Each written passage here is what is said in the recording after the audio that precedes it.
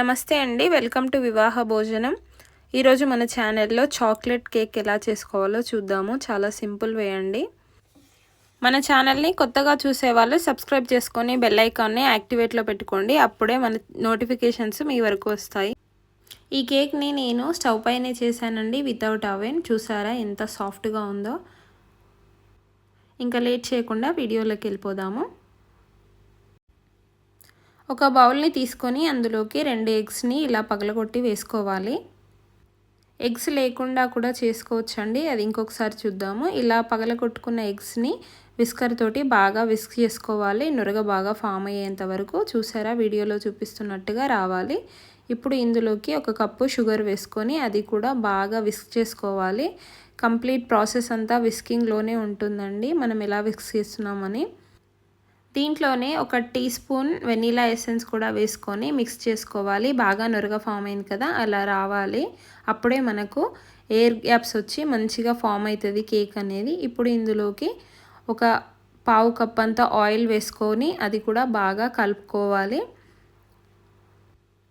Oil అంతా బాగా కలిసాక ఇప్పుడు ఇందులోకి 1.5 కప్ మైదా పిండిని తీసుకొని జల్లించుకోవాలి.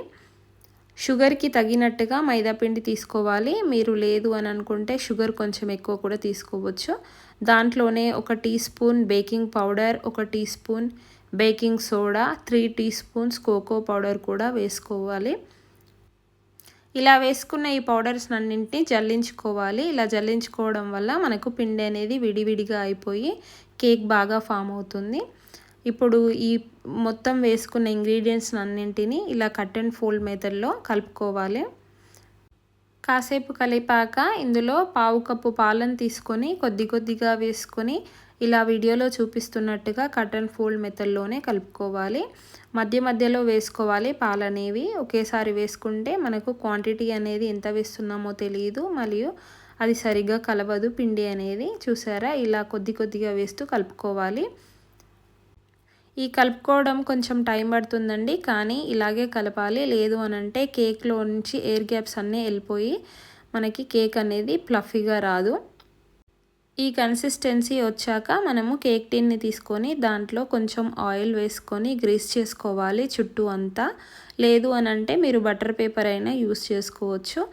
ఆయిల్ వేసుకున్న తర్వాత దీంట్లో కొంచెం పొడి పిండిని చల్లుకొని అన్ని వైపులా పట్టేలాగా చూసుకొని ఇప్పుడు ముందుగా మిక్స్ చేసి పెట్టుకున్న కేక్ మిక్చర్ని అంతా ఇందులో వేసుకోవాలి. ఈ కేక్ మిక్చర్ అంతా ఒకసారి మొత్తం వేసుకున్న తర్వాత దీన్ని 2 సార్లు ట్యాప్ చేసుకోవాలి. ఎక్కువ సార్లు ట్యాప్ చేయకూడదు. దీనిపైన చూసారా మొత్తం బబుల్స్ అన్నీ తెలుస్తున్నాయి కదా, బాగా ట్యాప్ చేస్తే మొత్తం ఎయిర్ గ్యాప్స్ అన్నీ వెళ్ళిపోతాయి. సో కొద్దిగా ట్యాప్ చేసి దీనిపైన డ్రై ఫ్రూట్స్ వేసుకోవాలి. డ్రై ఫ్రూట్స్ అనేవి ఆప్షనల్ అండి. ఇలా వేసుకున్నాక మనం స్టవ్ పై వెడల్పాటి గిన్నెని పెట్టుకొని దాంట్లో సాల్ట్ వేసుకొని అంత సర్దుకోవాలి. మనకి దానికి కేక్ గిన్నెకి సరిపోయేటట్టుగా సర్దుకున్న తర్వాత మూత పెట్టి 10 మినిట్స్ వేడయ్యాక దాన్ని ఓపెన్ చేసి చూసి వేడైందా లేదా చెక్ చేసుకొని ముందుగా రెడీ చేసి పెట్టుకున్న కేక్ టిన్ని అందులో పెట్టుకొని మూత పెట్టుకొని లో ఫ్లేమ్లో 20 to 25 మినిట్స్ కుక్ అయిన తర్వాత చెక్ చేసుకోవాలి. మనము నైఫ్తో కానీ టూత్పిక్తో కానీ చెక్ చేసి చూస్తే తెలుస్తుంది. చూసారా, ఇక్కడ ఇంకా కొంచెం కావాల్సింది కాబట్టి నేను మరో 2 మినిట్స్ 3 మినిట్స్ అలా పెట్టుతున్నాను. మనకి ఒకసారి కుక్ అయిందా లేదా మళ్ళీ ఒకసారి చెక్ చేసుకోవాలి.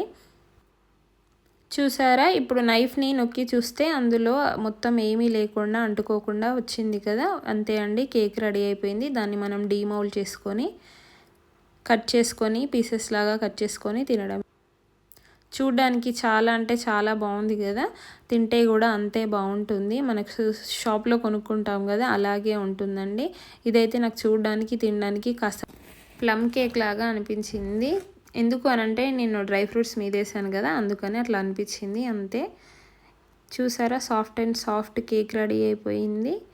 నేను వేడిగా కట్ చేశాను. ఎందుకు అనంటే మా పాప వెయిట్ చేయట్లేదు, తను తినాలని చాలా క్యూరియస్గా ఉంది, అందుకని తొందరగా కట్ చేసేసాను. ఈ వీడియో మీకు నచ్చినట్లయితే ప్లీజ్ సబ్స్క్రైబ్ టు వివాహ భోజనం ఛానల్. అలాగే లైక్ చేసి మీ ఫ్రెండ్స్ అండ్ ఫ్యామిలీకి షేర్ చేయండి. అండ్ మీరు ఎక్కడి నుంచి ఈ వీడియో చూస్తున్నారో కూడా కమెంట్ చేయండి. Thank you for watching. Bye bye.